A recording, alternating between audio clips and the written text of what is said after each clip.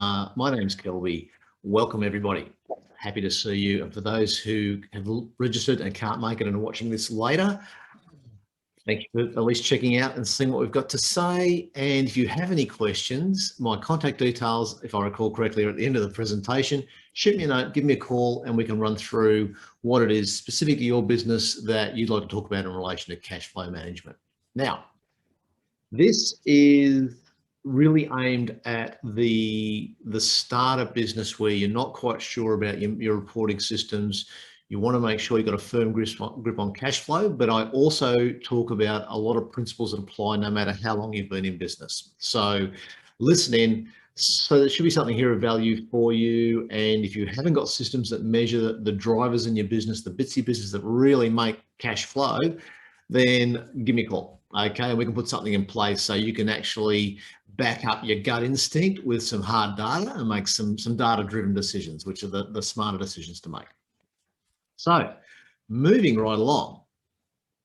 Well, there we go. This is what we're going to do today. Okay, I've gone through the first two.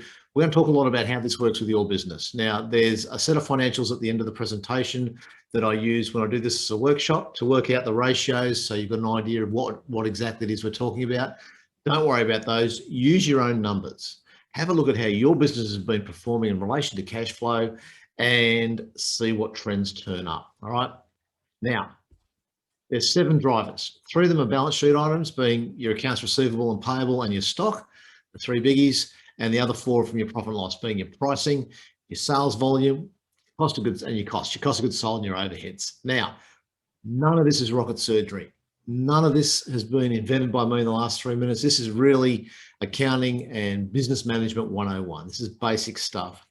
But the problem we've got in business, and this is what I've seen a lot over the last 30 years, is that we are too close to the trees to see the forest. As we're so busy in our business, we just don't take that one step back and work on our business and just have a look at how really everything is going. We rely a little bit too much on gut instinct and on snapshots, rather than looking at the trend position and thinking that, hey, little bit by little bit, things are just sliding, okay? There's some areas where you can focus on some things you can do a little differently and really reap some rewards for essentially no cash outlay, which is pretty cool indeed. Okay, accounts receivable. People who owe you money, they're our customers, love them to death, okay? Customers are gold, no customer, no business, happy days, but you've got to manage them efficiently. You've got to get that money in the door. Now, with every one of these drivers, I'm going to talk about a ratio, about a way of measuring your performance. And with accounts receivable, it's simply, you just look at your average accounts receivable over a time frame and you divide that by your annual sales or the sales in that time frame, and that will tell you how many days, right? Multiplied, of course, by the time frame, that'll tell you how many days it takes you to get the money in. Now, that's a pretty cool number because that'll tell you how many days, if you're using finance, those sales are costing you in interest. All right. So this one you want to measure on a trend. You want to have a look at maybe 3 quarters in a row, 4 quarters in a row, a couple of years in a row. Have a look at what's happening there. Is it consistent? Are people staying within their terms of trade? Now, you'll get an age debtors report end of every month. So, age creditors report end of every month. So you'll know who's sitting well outside. The question's going to be, though, is when you look at the whole lot of them over time, have you got a couple of people who really are not good customers? Okay, because a good customer is somebody who pays on time, right? The guys who hang you out 60, 90, 120 days are costing you money. It's your money tied up that you could use in your business, and that stops you doing things. So you need to look at the margin on those sales and try and figure out, is it really worth it? I mean, it wouldn't be the first time I've dumped a client because they're too slow paying, to be honest. And that's what we're covering this there, right? The thing to remember at the end of the day is you're not a bank, okay? Even when I owned a bank, I wasn't a bank, okay? People paid me on time. If they owed me money, they paid me on the due date, okay? Simple as that. Now, collect the cash in, make your terms of trade very clear, okay? And stick to them. Like, simply stick to your guns, because even allowing for the emotional side of business, and I'll talk a lot about that over the next 2 days in 2 more webinars. At the end of the day, the numbers are the numbers, and it's all about the money. All right. It's great having your customers love you. It's great having a good team around you working really well. But if you don't get the money in, it's all for nothing because you shut the doors. okay? Because even though you might be wrapped up in the emotion, people you owe money to aren't. They don't care. They want to get paid. All right. So collect it in. Have a firm policy. Make your terms of trade very clear and stick to your guns, because at the end of the day, it's your money they've got. Okay. Now, again, as I said earlier, this is a presentation I use in workshops we do. I spend 2 hours on this, not the 45, 50 minutes we're going to do today, because we spend a lot of time working through the numbers and making sure that people understand how it all comes together and what they really mean. Okay, so have a look at your financials and run, and I'll just jump back 2 slides here. Okay, and run that ratio, that little formula, run your numbers through that and just see what turns up. The last 3 years, or pick a time frame that you've got numbers for, and have a look at the trend and see if the trend actually reflects what you think was happening with your collections. Okay, it's a good exercise to go through. Very, very illuminating. Now, sorry, there we go. Now, accounts payable, other side of the ledger. Okay, people you owe money to. Now, remember I said a few minutes ago that you're not a bank, and that's very true. Even if you are a bank, you're not a bank. Okay, when it comes to accounts payable, all right, you're not a lender. All right, don't pay early. Have a look at the ratio. It's the same. It's the same principle. Okay, it's what you owe people. You know how much you owe, divided it by your purchases, and multiply that by the time frame in question. Okay, it's a simple formula to work out. Now, this also takes into account payments you make by way of cash, because obviously if you're paying cash, your accounts payable days is 0.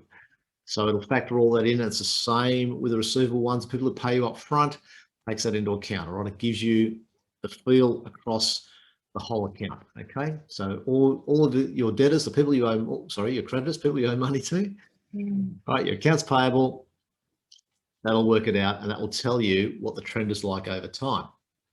Now, same thing. 2 risks you run if that blows out is that you don't get supply anymore. Okay, you run onto COD, you lose your account status, that hurts your cash flow. All right, or you simply are running your cash reserves out. You're paying too early. Now, unless you're getting discounts, okay, and I'll talk about this a little bit later. But unless you're getting a discount for paying early, and it's got to be, and work the discount out, make sure it's worth your while, especially if you're funding your trading through an overdraft or through debtor finance, okay, don't pay early. If you're not getting a discount, don't do it, all right? Unless you get some payback, don't do it, all right? Don't pay sooner than you have to. Now, when it comes to those discounts, all right, look at your cost of funds, because cost of funds are now fairly cheap. And look at the discount they're offering. All right, it's a simple equation. It's pretty easy to work out. If you want some assistance with that, again, get in touch. That's what we're here for at ASBAS. Okay, Business Station, we are here to make sure you guys are running profitably and efficiently and growing. All right, we're all about the growth. So,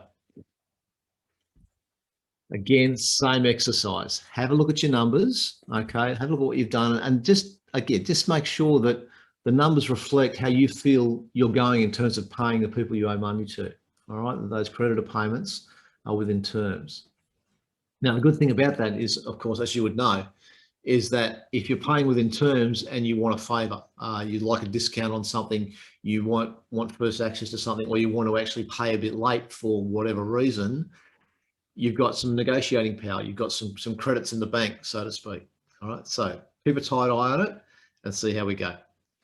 Now, this is a biggie. This is actually a trap that we all fall into from time to time, and it's not hard to fall into it when you just take your eye off the ball a little bit, okay? Now, this also applies to service businesses. So if you're sitting out there and you're running an accounting practice or law practice, you're a consultant like myself, you're a bookkeeper, you're a broker of some description, right? You're purely dollars per hour. That's what you do with you and your team. This applies to you just as much as it applies to my good mate down the road who makes some pretty cool suspension parts and bits for trucks and stuff. Okay. Now, you've got to manage your stock efficiently. There's the ratio for working out what your stock days or your work in progress days looks like. Now, where it says average stock, you can use work in progress if you're a manufacturing business, or indeed if you're a service business and you're clocking up the hours, right? You should be tracking that, right? I'm sure you all are, but if you're not, All right, have a look at your accounting system. It should do it for you. You should have timesheets in place so you know where the hours are going, rather than sit it down at the end of the day when the job's finished and add it all up and send the bill out. All right, you need to be able to track that, because what this is, okay, work in progress, stock, or billable hours, that's money sitting on the shelf. Okay, and you know this. I'm not reinventing anything here. Okay, this is simple stuff. All right, that's what it is. So you need to track how efficient you are in dealing with that. Now, two things. One, the downward trends and upward trends. Okay, if there's a downward trend, then it may mean that you're simply managing your stock very efficiently, that you're running really on a just-in-time basis, that you haven't got excess stock sitting on the shelf, that you haven't got a lot of unbilled hours building up. Okay, so your cash flow should reflect that. Okay. Flip side of that, though, is if you get a sudden demand, and particularly for manufacturing, you get a sudden demand for parts or for the stock that you sell, and you haven't got enough on the shelf, you may lose sales. So it's a little bit of a juggling act. So if you're seeing that downward trend, just take a breath, grab a coffee, have a think about what's going on, and make sure that that trend is by design, not by default, and that you allow for the shock of a sudden big order if you're going to up your marketing campaign, or if you think there's something coming down the track that you can take advantage of. All right. Now, the other side of it, of course, is that, if the trend is upwards, then you've got stock building up on the shelves, you've got hours building up, not being billed out. Okay. And that, again, that may be okay over a time frame. There may be a very special reason for that, but maybe not. All right. So check the trend. It's really not hard to see it get out to see that slip. All right, I've seen it time and time again in businesses I work with, where when they're talking cash flow issues, the first place I go is stock. All right, stock, build hours, whatever it is they're selling, that's the first place you look. All right, so check the trends out and see what it means to you. Okay, we just spoke about that then. Okay, stock days, if it's building up, it's money. Okay, it's money sitting on the shelf. And work in progress. Okay, as I said, hang on, we'll just get that. Bear with me for a second. We'll just pop me out of the way. There we go. All right. Now, your work in progress dates. Okay. Job management is critical for that. Have a look at it. Okay, particularly if you're manufacturing.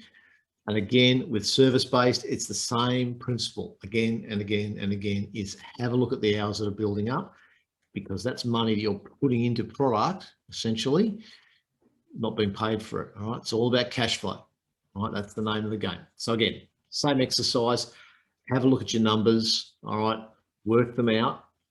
Okay, and then just see if the trend matches what you feel is going on in your business, what you see day to day, what you hear day to day. See if the data backs that up, and if there's a mismatch, okay, what's going on? And irrespective of whether there's a mismatch or it matches, what's the data telling you? Okay, have you got, and it can just sneak up on you, more money sitting on the shelf than you really need to have sitting there? Okay, are you actually able to fulfill a snap order? Okay, have you got the staff hours to deal with a big job if you're quoting on big jobs? Can you cope with all this? All right, so, and we'll get to the big job thing in a second too, by the way. All right, so run the numbers and see what they're telling you. Okay, it's important stuff. Now, that was the balance sheet, done and dusted. Okay, quick 15 minutes, easy to cover off. Getting into the fun stuff now, pricing. Now, that first line, price change percentage. All right, now that, what we're talking about there is how much room to move have you got in your pricing? How far can you shift it up or down before you hit trouble, or before you start making some really big money? Okay, there's a really cool example of that I'll get to in a second. Now, there's a lot of stuff you can't predict in business. Right? You might get a spike in fuel prices, perhaps. Materials, sometimes. Labor cost, not really, but you can always get those little cost increases that you can't cover off. And sometimes it's just, there's a CPI coming through on your rent. So, and usually it'll be 3% or CPI or 5% or CPI. So your rent's going up every year.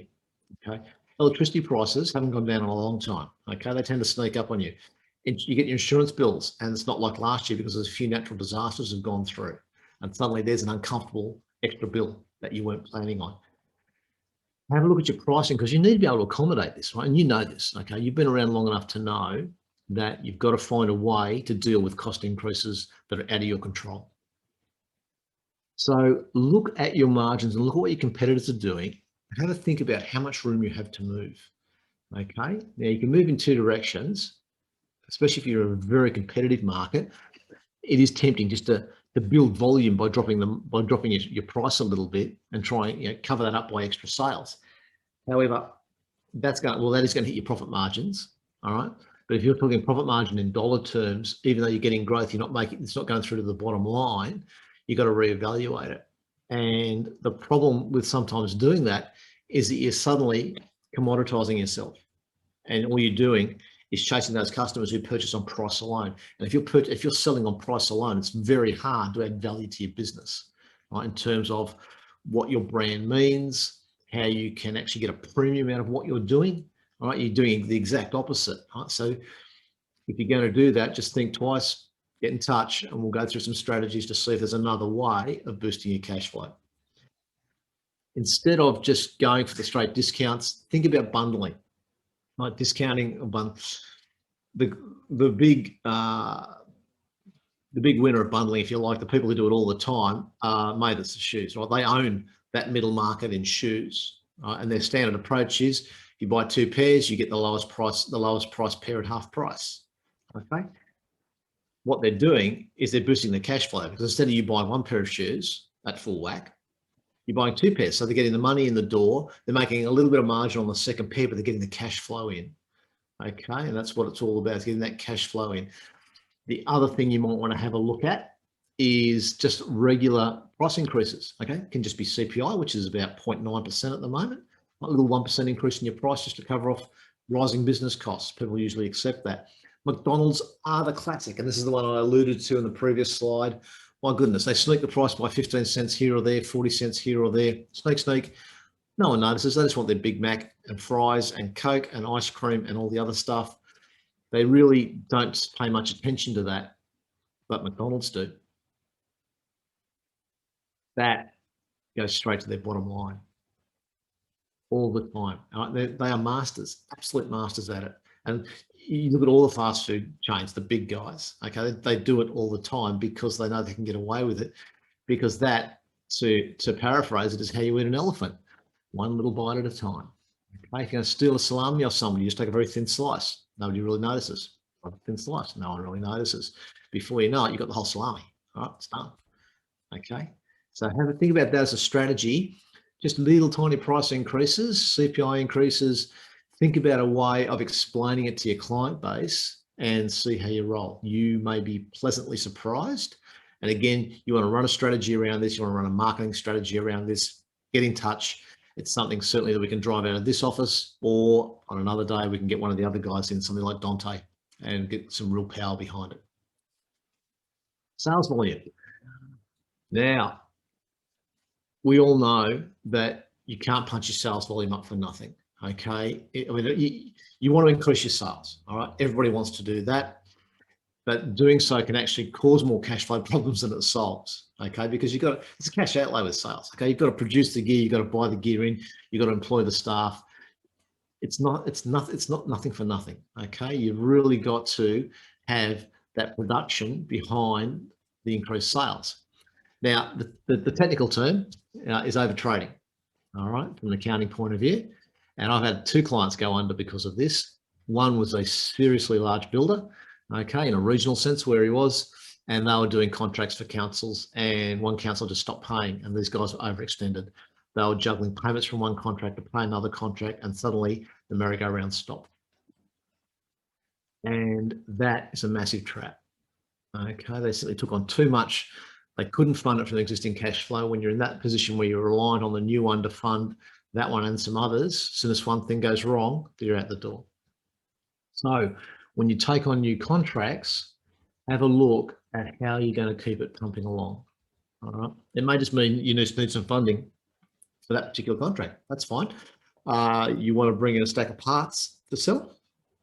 Okay, a stack of goods to sell. That's easy. Okay. In fact, that can be funded very simply. There's a lot of invoice funding around. So tier 2 guys do that every day of the week. Okay. But don't just go out there punching campaigns without thinking about the mechanics that drive the volume, okay, that support it and make sure that you can actually get paid. And if you're going to do that, the first thing you need to do before you do any of that is go all the way back to the first slide and say, okay, what's our collection policy? How's our terms of trade standing up? Okay, because if we're going to punch our sales up, you want to have that side of your business in particular nailed down tight, real tight. Okay. So, and we just went through all of that. Okay, it doesn't matter what you're doing, like there'll be a cost. Okay, so focus on what's important to drive that increase in sales. And I'm not saying don't chase it, not for a moment. Okay, increased sales are cool, nothing wrong with that at all. But just think about how you're actually going to make it happen. All right, you do not want a cash flow crisis because you've gone over trading. And that leads nicely into cost of goods sold. Okay, this is the very thing we were just talking about. Okay, now these are your direct costs or variable costs because they fluctuate in lines with your sales. Now, these, to some extent, these can be fixed. Okay, especially if you're in manufacturing, because you've got wages that you have to cover. Okay, or if you're in a service-based business, like you're a plumber running a team of plumbers. Okay, you've got 14 guys on staff. Now, technically, their wages are part of your cost of goods sold, but they're not really going anywhere. You're paying them on an hourly basis. They're there for 40 hours a week minimum. It is what it is. All right. But have a look at things such as purchase discounts. Okay.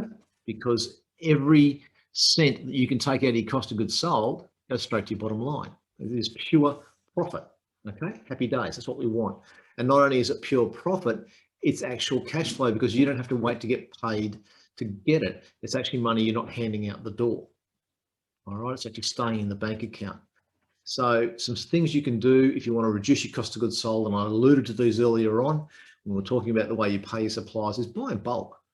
Negotiate with your suppliers to get a better deal. Okay, and electricity and gas guys will do this all the time. Telecommunications, again, now they tend to be more a fixed cost, but if you're in a manufacturing business, electricity and gas are critical cost of production.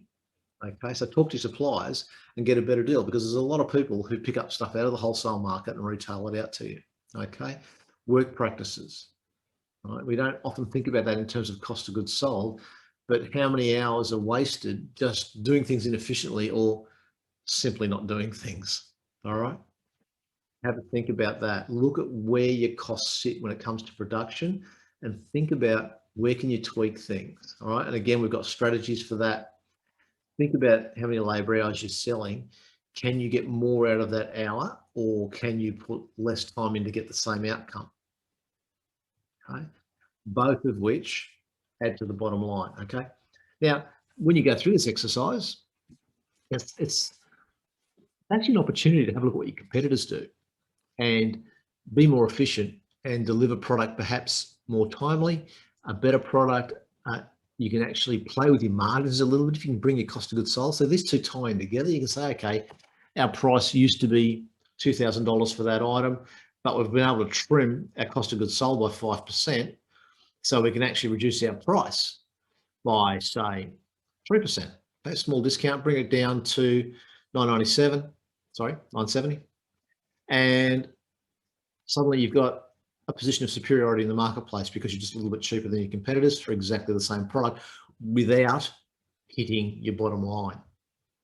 Okay, so you can actually get some benefits there and away we roll. It's all about cash flow.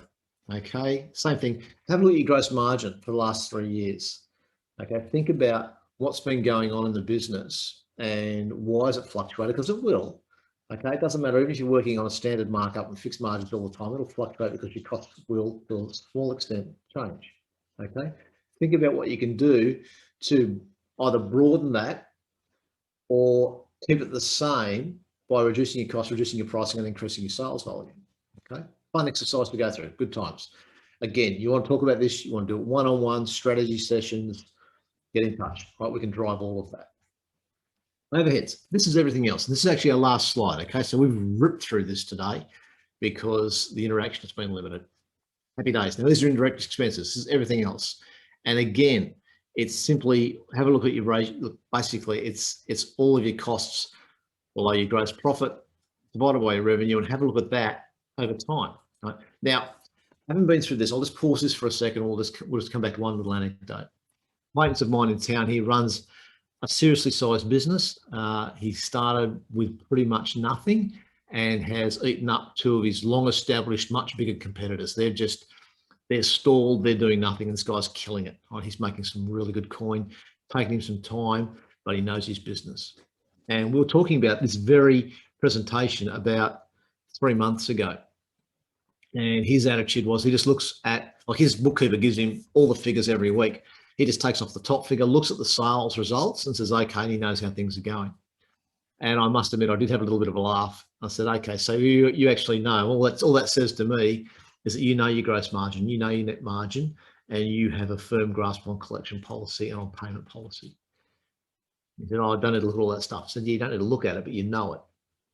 And that's the point that I want to get you guys to, where you know what your margins are, you know where your costs sit, you know what your collection policy is and how people are sitting within that, and you have a payment policy that is firmly adhered to unless there's a very, very good reason to go outside it. So you can simply pick your figures up, you can look at the sales results, and you will know how that flows through to the bottom line, and more importantly, how that works in terms of cash flow. Okay, so fun story over, back to the slide. Overheads, all right. As I said before, insurance, utilities, phone, they can all be negotiated. You know that. Don't necessarily have the time to do it, but we know we can do it. So I would suggest put aside a little bit of time, make the effort, or get somebody in your office to make the effort, just to make the call and say, guys, we want a better price, okay? It's a competitive market. This is what we've got. This is what we want a better price. Okay? Because once you've done that, once you knock those costs down a little bit, okay, it can make a big difference to the bottom line, which gives you some flexibility. Okay, gives you more cash to do more stuff, so you can make more cash to do more stuff. And that's the whole point of today's chat, is generating more cash without spending money. Okay.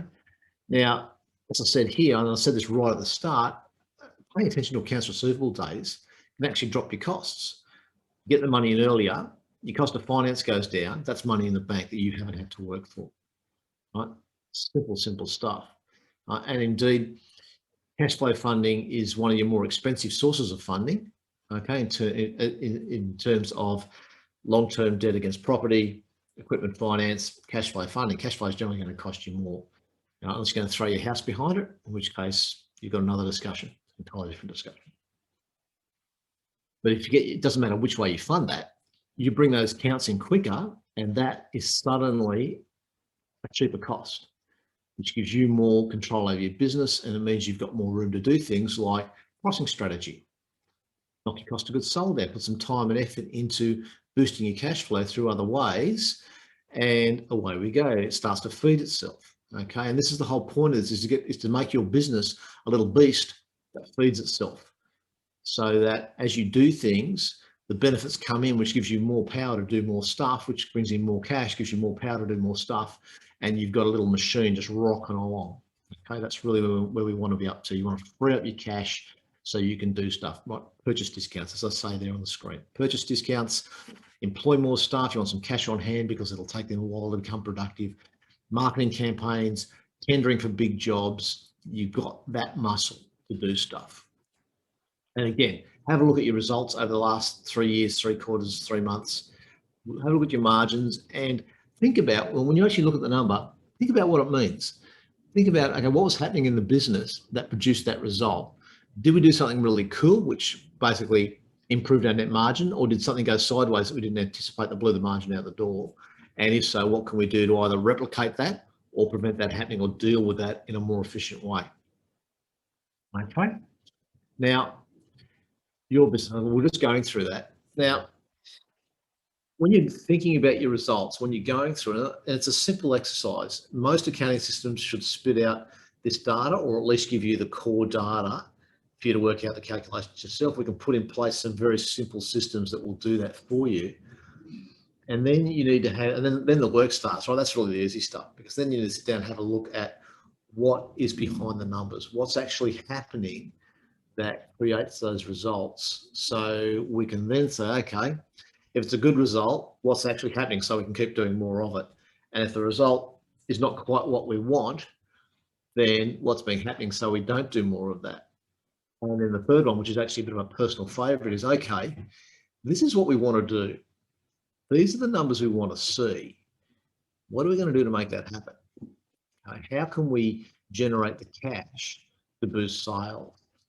Okay, how can we generate the cash to replace equipment at the lowest possible price? Okay, all these really cool things you've got in terms of business strategy and business growth all come down to cash flow. Right?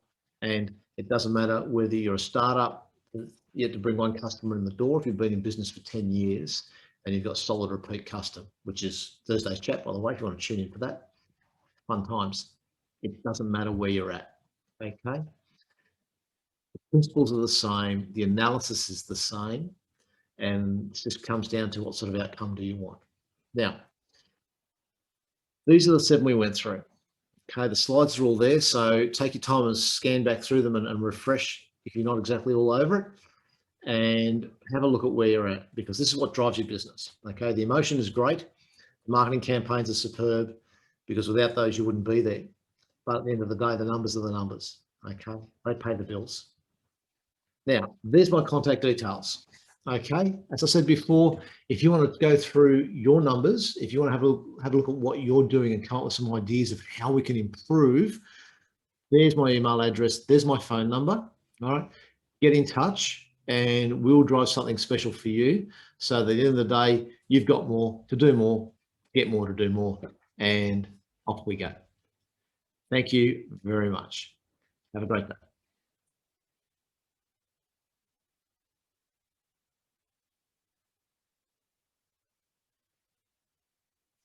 Well, that didn't quite run.